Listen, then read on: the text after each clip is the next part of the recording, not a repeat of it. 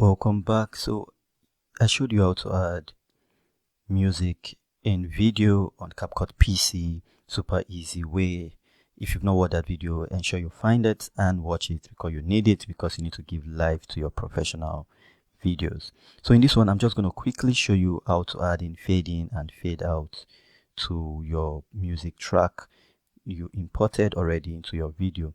So let's increase this a bit. If you're using your headset, ensure you reduce your volume so that it not get too loud for you. You don't want it to be too loud. Okay, so now what we're going to do is, for instance, if it's selected on your video, you want to click on your track, the music track, you click on that and you have two options. You see fade in and fade out.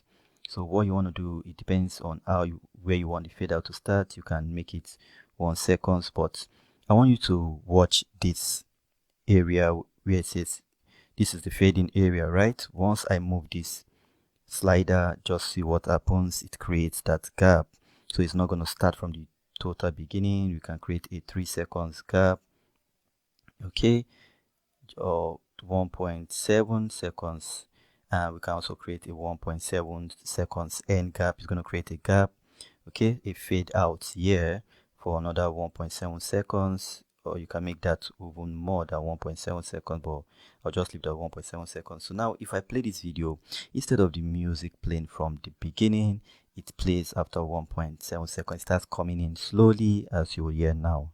So you see there was a real increment, but not so obvious. So if you take this to, let's take it to 3, okay, 3.1, I will move it to the beginning and play again. Let's hear it this time.